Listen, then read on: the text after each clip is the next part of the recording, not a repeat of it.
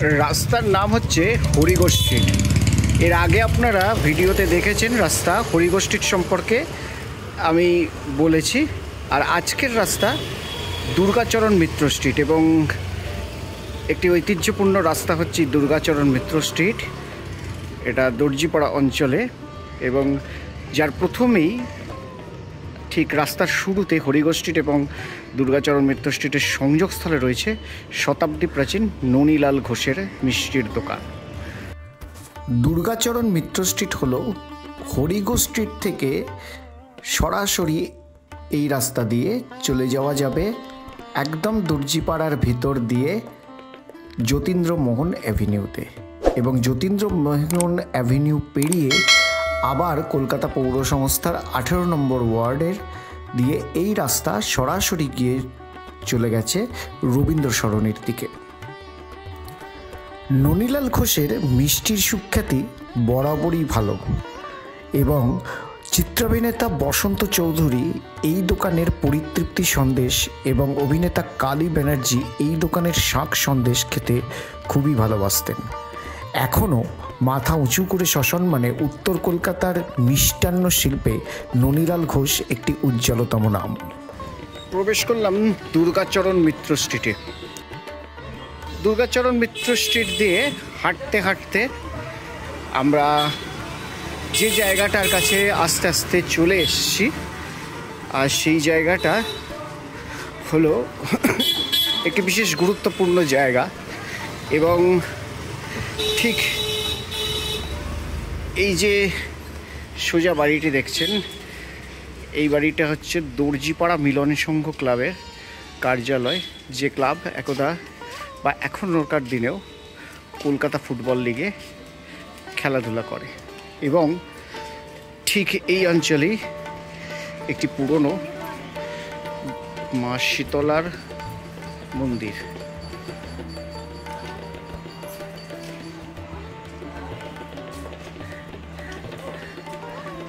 শীতলা মন্দির ছেড়ে এগোতে এগোতে এই যে ডান দিকের বাড়িটা, এই বাড়িতে একসময় অরুণ পাইন নামে এক আর্টিস্ট থাকতেন, এবং তার বহু কাজ মানুষ দেখেছেন। এই করতে করতে আমরা এসে উপস্থিত হলাম ব্ল্যাকওয়্যার স্কোয়ার অঞ্চলে। এই রাস্তাটার নাম ব্ল্যাকওয়্যার স্কোয়ার, এবং এখন বর্তমানে এর নাম হয়েছে সাধক রামপ্রসাদ উদ্যান। মূলত ব্যায়াম সমিতি দর্জিপাড়া, ভলিবল প্রশিক্ষণ কেন্দ্র এবং দর্জিপাড়া সার্বজনীন দুর্গোৎসব সমিতির দুর্গাপুজোর জন্য এই মাঠ বিশেষ করে বিখ্যাত। আর তার থেকেও বড় কথা, এই মাঠে সাধক রামপ্রসাদ, যিনি এইখানে মিত্র বাড়িতে সেরেস্তায় কাজ করতেন, তিনি এই পূর্বতন যে সাধক রামপ্রসাদ উদ্যান ছিল, সেই উদ্যানে আগে একটা পুকুর ছিল, এবং সেই পুকুরে তিনি স্নান করে ফুলের বাগানে ফুল তুলতেন, এবং তিনি এখানে বিশ্রামও নিয়েছেন। তাই তার স্মৃতিধন্য এই জায়গাটা হলো সাধক রামপ্রসাদ উদ্যান। সাধক রামপ্রসাদ উদ্যানের ঠিক পাশ দিয়ে যদি রাস্তা বরাবর এগোই, তাহলে এই যে বাড়িটি দেখছেন, এই বাড়িতে বাস করতেন একদা ভারতীয় সিনেমার অন্যতম পথিকৃৎ হীরালাল সেন। হীরালাল সেনের সৃষ্টিশীল কর্মজীবন ব্যাপ্ত ছিল 1913 অবধি, যার মধ্যে তিনি 40টিরও বেশি চলচ্চিত্র নির্মাণ করেছিলেন। বেশিরভাগ ছবিতেই তিনি ক্যামেরাবদ্ধ করেন অমরেন্দ্রনাথ দত্তের কলকাতার ক্লাসিক থিয়েটারে মঞ্চস্থ বিভিন্ন থিয়েটারের দৃশ্য। 1903-এ হীরালাল তৈরি করেন আলিবাবা ও 40 চোর। এরপরে তিনি জবা কুসুম হেয়ার অয়েল আর এডওয়ার্ড টনিকের ওপরও বিজ্ঞাপনী ছবি বানিয়েছিলেন। সম্ভবত ভারতীয়দের মধ্যে বিজ্ঞাপনে ফিল্ম ব্যবহার করায় তিনি প্রথম। হীরালালের তৈরি তথ্যছবি anti partition demonstration and Swadeshi movement at the town hall Calcutta on 22 September 1905 ভারতের প্রথম রাজনৈতিক চলচ্চিত্র বলে গণ্য করা হয়।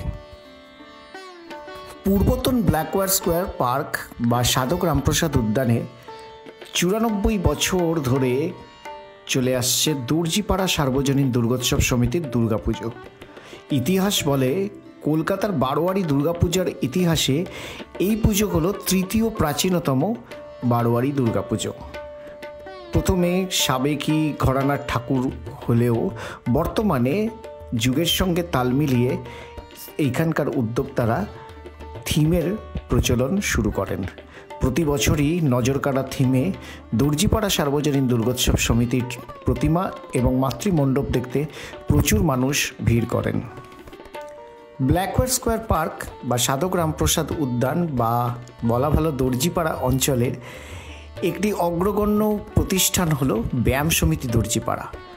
মূলত ভলিবল প্রশিক্ষণ কেন্দ্র হিসেবে পশ্চিমবঙ্গ এবং কলকাতা শহরে বিশেষ করে যে ধরনের ভলিবল প্রশিক্ষণ কেন্দ্র রয়েছে তার মধ্যে অন্যতম অগ্রগণ্য এই ব্যায়াম সমিতি দর্জিপাড়া। এখনও নিয়ম করে এখানে ভলিবল প্রশিক্ষণ দেওয়া হয়।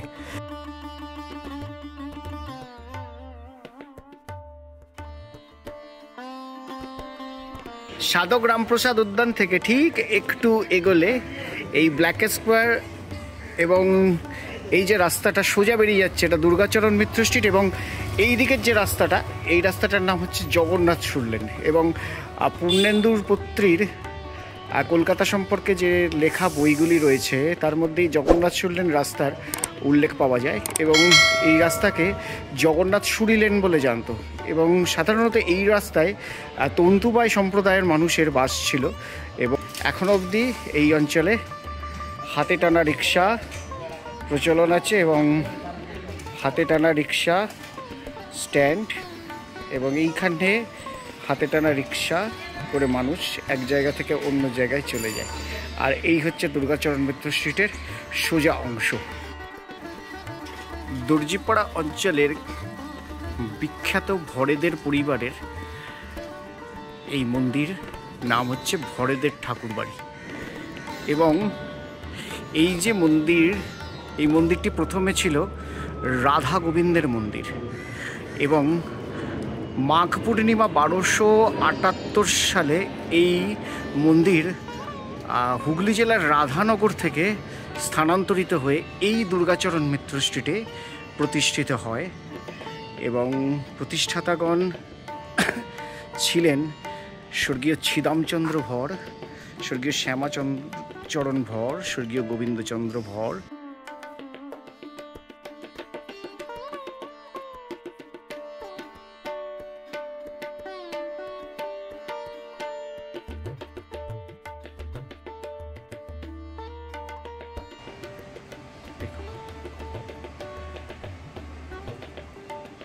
সুন্দর কারুকার্য দেখুন, ঠাকুর দালান।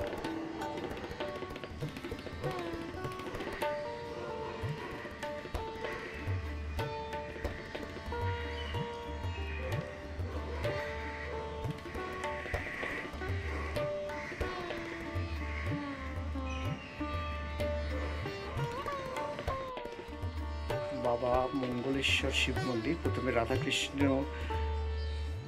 মূর্তির পরে বাবা মঙ্গলেশ্বরের প্রতিষ্ঠা হয়। যেমন মঙ্গলেশ্বরের মন্দির, এবং এই জায়গায় কালী মূর্তি রয়েছে, নাম মা মঙ্গলেশ্বরী।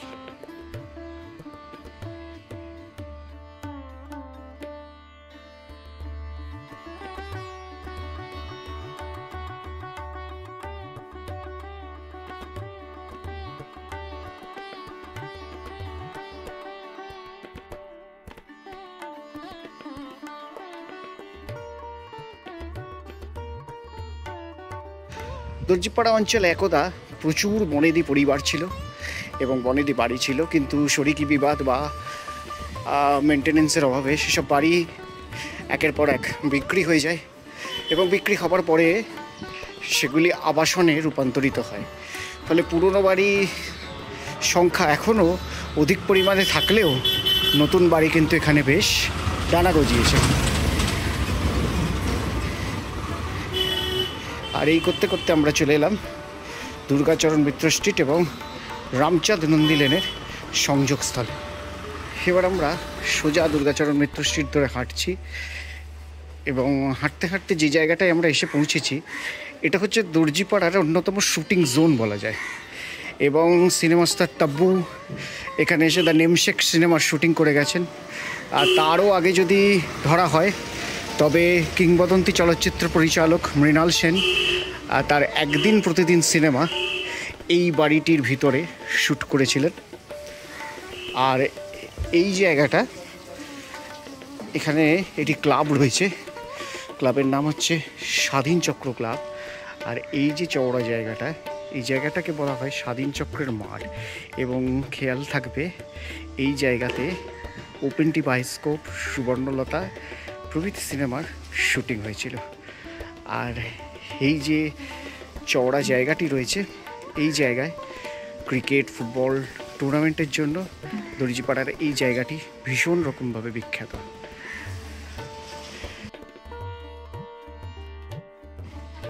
এই যে বাড়িটা দেখছেন, এই বাড়িতে মৃণাল সেনের একদিন প্রতিদিনের শুটিং হয়েছিল। সেই বাড়িটি আজও রয়েছে একইভাবে।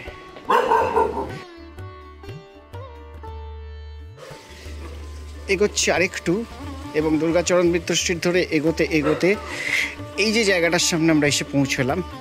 এই যে ডান দিকে রাস্তাটা ঘুরে গেছে, এই রাস্তাটার নাম হচ্ছে গুলু অস্তাগর লেন। এবং এই গুলু অস্তাগর লেনের বিশেষত্ব হচ্ছে এইখানে একদা PM বাগচির কারখানা ছিল। এবং আপনারা অনেকেরই খেয়ালে আছে হয়তো যে PM বাগচি কালি প্রস্তুতকারক একটি বাঙালি প্রতিষ্ঠান ছিল। পরবর্তীকালে তাদের যে পঞ্জিকা, সেই পঞ্জিকাও খুব জনপ্রিয়। এই হচ্ছে গুলু অস্তাগর লেন। এই জায়গায় ছিল PM বাগচির কালি তৈরির কারখানা। বিজ্ঞাপনের ভাষায় বলতে গেলে ওসব এখন অতীত, এখন পুরোটাই আবাসন। এখন এই আবাসনের নাম গীতাঞ্জলি অ্যাপার্টমেন্ট। আর ঠিক তার বিপরীতে এই যে বাড়িটি, এই বাড়িটা প্রসিদ্ধ মিষ্টান্ন প্রস্তুতকারক, কলকাতার অন্যতম মিষ্টান্ন ব্যবসার পথিকৃৎ সেন মহাশয় এবং তাদের এটি বাড়ি।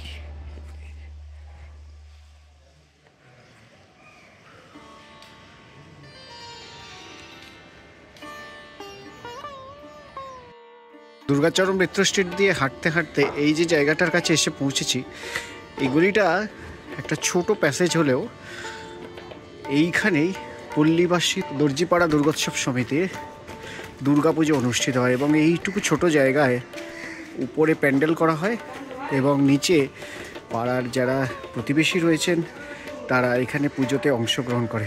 একটা ঘরোয়া পরিবেশে বারোয়ারি দুর্গাপুজো, উত্তর কলকাতাতে এই রকম নজির খুব কমই আছে। দুর্গাচরণ মিত্র স্ট্রিট ধরে এগোতে এগোতে এই যে সামনের গলিপথটি রয়েছে, এই গলিপথটি হচ্ছে ঈশ্বর ঠাকুর লেন বলে পরিচিত। এবং এখানে অনুশীলন সমিতি ক্লাব রয়েছে, যেখানে এখনও ব্যাডমিন্টন প্রশিক্ষণ হয়।